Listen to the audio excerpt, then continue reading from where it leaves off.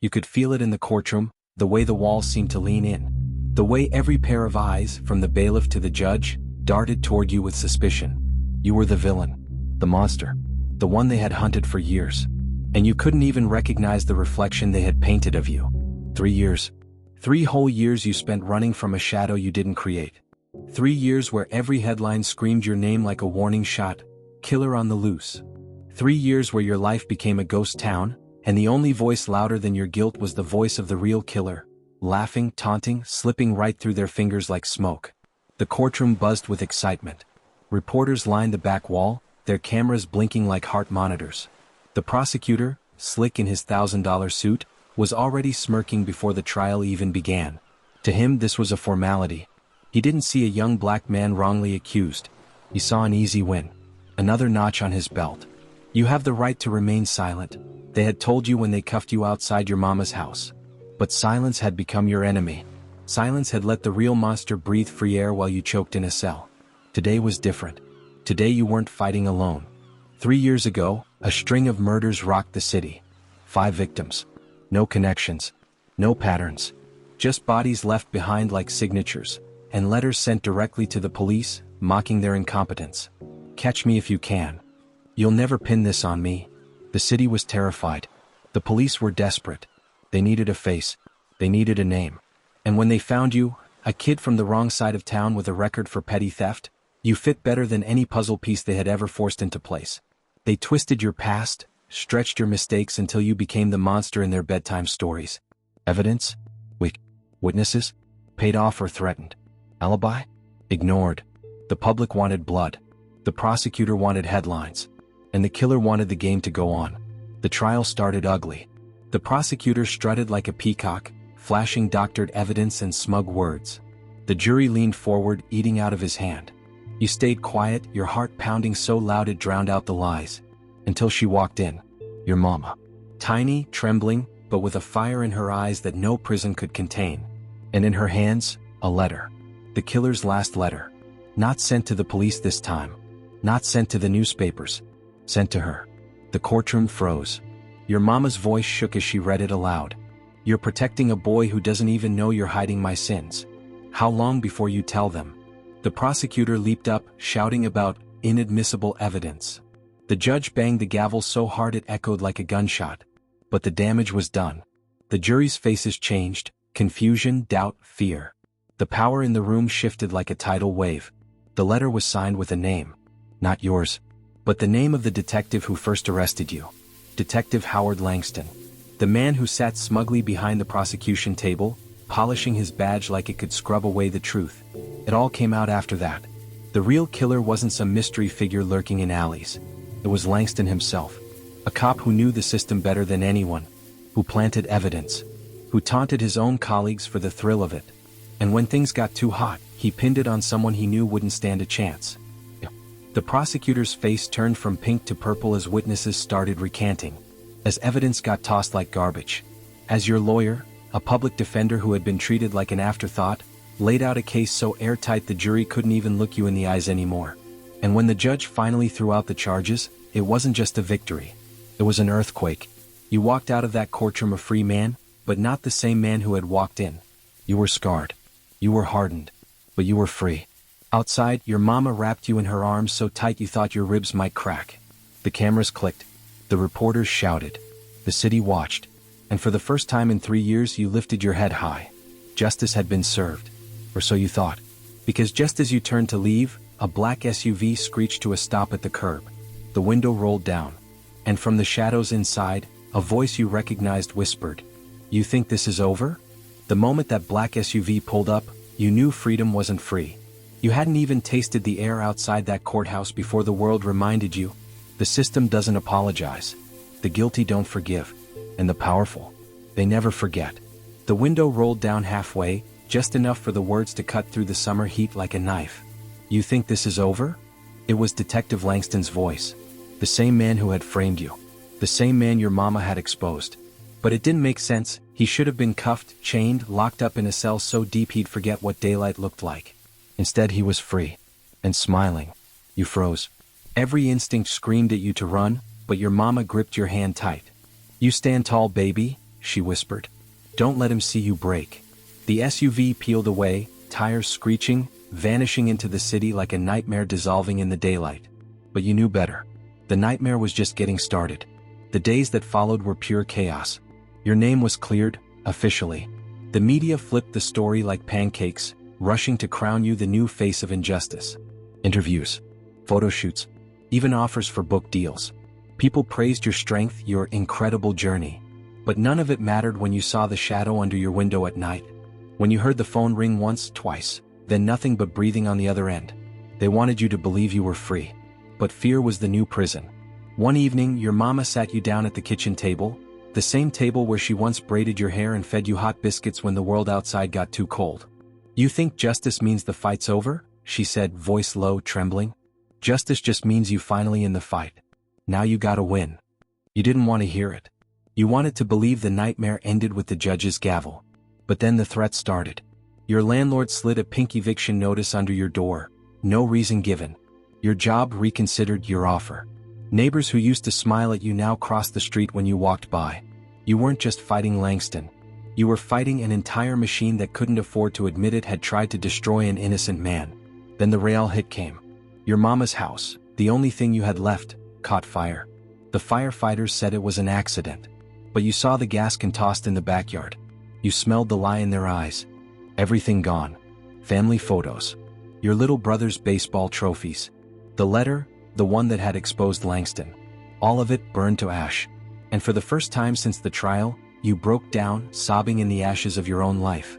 But sometimes, the fire that destroys you is the same fire that forges you. You wiped your face, stood up, and made a choice. You weren't going to run anymore. You were going to expose all of them. Langston. The corrupt cops. The politicians who looked the other way. The prosecutors who cared more about wins than truth. You were going to rip the mask off the whole rotten system. And you weren't doing it alone.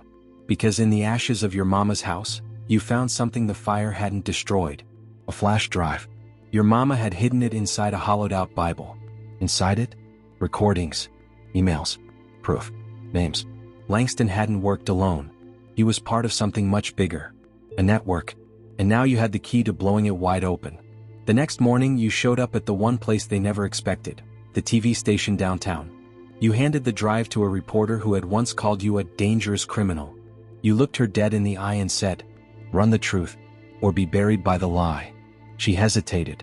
But fear is contagious, and so is courage. By sunset, the story broke. Headlines screamed across the city. You watched the news roll in with a numb kind of satisfaction. For once, the truth was louder than the lies. Justice wasn't just served. It was roaring through the city like a wildfire. But just when you thought you had won, just when you thought the nightmare was over, the TV screen flickered. The reporter you had trusted, the one you handed everything to, stared wide-eyed into the camera. "Breaking news," she said, voice cracking. "The whistleblower behind today's police corruption scandal has gone missing." Your heart stopped. The screen flashed. Security footage. Your mama. Dragged into a black SUV. Kicking. Screaming. Fighting. Langston's SUV. And this time he wasn't smiling. He was coming for blood. They thought it was over. When Eleanor Marks handed over her own son, when the killer finally sat cuffed and broken before them, the Ashfield Police Department breathed a sigh of relief. They had won. Or so they thought. The cameras clicked. The news anchors grinned. The headlines screamed about justice. But deep inside the gray concrete of Ashfield Correctional Facility, behind those cold, locked doors, something wasn't adding up. Something was just beginning. Inside Interview Room C, Detective Warren Pierce leaned across the scratched metal table, staring hard into the hollow eyes of Mason Marks, the ghost of Ashfield, the man who taunted them for almost a decade. Mason barely blinked. His face was swollen from the arrest, bruises blooming across his jaw. But it wasn't the bruises that worried Pierce. It was the smile. Not big, not obvious. Just a twitch at the corner of Mason's mouth, like he knew something they didn't. "You think you're clever?" Pierce growled. "You're not. You're done." Mason lifted his chained hands slowly, lazily, and leaned back in the chair. "You ever hear of a Hydra detective?" he rasped, voice low and hoarse. Pierce frowned. "You cut off one head," Mason continued, that half-smile deepening, "and two more grow back." The room felt suddenly colder. "You didn't catch a killer," Mason said, voice dripping with contempt. "You just woke up the ones you should have let sleep." Meanwhile, outside, Eleanor Marks sat alone on the courthouse steps, her hands trembling as she lit another cigarette. The press tried to swarm her, microphones shoved in her face, but she ignored them all. She had done the unthinkable. Betrayed her own blood. Signed her son's fate. For justice. For peace. Or at least that's what she told herself. But deep inside, a gnawing fear churned in her gut. Because Eleanor knew Mason better than anyone. And she knew he never worked alone. 3 nights later, chaos struck Ashfield again. At exactly 2:13 a.m., the lights at the correctional facility flickered. Then died. Surveillance cameras blacked out. Guards scrambled in the darkness, barking orders into radios that only crackled static. By the time backup arrived, 6 inmates were missing, including Mason Marks. The front gates? Still locked tight. Security logs? Erased. It was like they had vanished into thin air. The next morning, the headlines changed. But it wasn't just Mason the town needed to fear. No. Because scrawled across the prison's concrete wall, sprayed in dripping red paint, were 6 chilling words. You caught one ghost. Now face the rest. Detective Pierce sat at his desk, head in his hands, the weight of failure crushing his shoulders. He had underestimated Mason. Again. This wasn't just one broken man lashing out. It was bigger, older, deeper. An entire network hiding in plain sight. Built in the cracks of Ashfield's broken promises. Grown in the shadows of every blind eye the police turned. Mason was just the symptom. The real disease? Still out there. Still hungry. Still watching. Across town, Eleanor Marks slammed her front door shut, locking every bolt, her hands shaking violently. A single envelope sat on her doorstep. No stamp. No address. Just her name, Mama, scrawled in messy black ink. She ripped it open, heart hammering in her chest. Inside was a photo. Grainy. Dark. Her standing on the courthouse steps days earlier. But it wasn't just her in the frame. In the background, behind her shoulder, barely visible, stood a figure. Hooded. Smiling. Watching her. And underneath the photo, scribbled in the same black ink, were 4 words. You thought it was over. Eleanor staggered backward, dropping the photo to the floor. The lights above her flickered. Then went out. Ashfield was no stranger to fear. But this was different. This wasn't fear you could lock out. This wasn't fear you could pray away. This fear lived in the bones of the town now. It breathed with them. It moved with them. And nobody, not the police, not the politicians, not even Eleanor Marks herself, could pretend it wasn't real anymore. Detective Warren Pierce hadn't slept in 2 days. Not since Mason escaped. Not since the threat started. His office looked like a war room now. Photos, maps, red string crisscrossing the walls. Every crime scene. Every missing person. Every symbol Mason had ever drawn. The same message pulsed through all of them like a heartbeat. Ashfield will pay.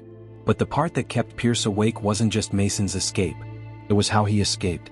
Somebody inside helped him. And the worst part? Pierce had no idea who he could trust anymore. Meanwhile, Eleanor Marks sat in the darkness of her living room, clutching a pistol with trembling hands. She hadn't told the police about the photo. Hadn't told them about the figure standing behind her. Hadn't told them about the second note that arrived this morning. Mama always protects her own. Eleanor wasn't stupid. She knew this wasn't just about Mason anymore. This was about her. Somehow, somewhere she had crossed a line she didn't even know existed, and now they were coming. But Eleanor Marks hadn't survived this long by being weak. If they wanted a war, they were about to meet the wrong woman. At 3:47 p.m., her phone rang. No caller ID. She hesitated, then answered. Static hissed through the speaker. Then a voice. Soft. Familiar. Mason's voice. Hi, Mama, he whispered almost tenderly. You missed me? Eleanor's throat closed up.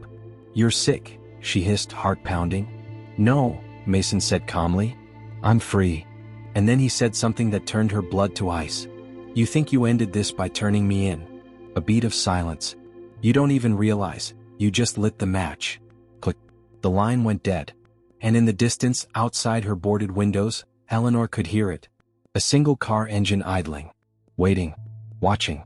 Across town, Detective Pierce got a tip. Anonymous. A location. An address abandoned for years. The old Ashfield tannery on the outskirts of town. The same place where, 10 years ago, the first unsolved disappearance was reported. A 16-year-old girl. Gone without a trace. Nobody ever connected it to Mason back then. Because nobody wanted to. Ashfield had always been good at pretending its demons didn't exist. Now the demons weren't hiding anymore. They were inviting him in. Pierce grabbed his gun, his badge, and drove into the dying light of the evening. The tannery rose like a rotted corpse out of the earth. Windows shattered, graffiti bleeding down the cracked walls. The front door? Wide open, like it had been waiting for him. He stepped inside, gun drawn. The smell hit first, something metallic, rotten. His flashlight cut through the gloom, sweeping across empty vats and rusted machinery. And then, pinned to the far wall in jagged blood-red letters, he saw it. Welcome home. A shuffling sound behind him, too soft to be an animal, too purposeful to be the wind. He spun around. Nothing. Only silence. Only darkness. But Detective Warren Pierce knew one thing for sure. He wasn't alone. Back at Eleanor's house, the idling engine finally roared to life. A black SUV pulled away from the curb, windows tinted, plates covered. And taped to her mailbox was a small, battered teddy bear. One she hadn't seen in over 20 years. One that belonged to her other child. The one she thought she lost. Tears filled Eleanor's eyes as she stumbled forward. Pinned to the bear's stomach was a crude, dirty tag that read, "Guess who's coming home too?" Because what Eleanor didn't know, what Detective Pierce didn't know, what nobody in Ashfield wanted to believe, was that Mason Marks wasn't the only monster Eleanor had raised. And the other one? The other one was even worse. To be continued,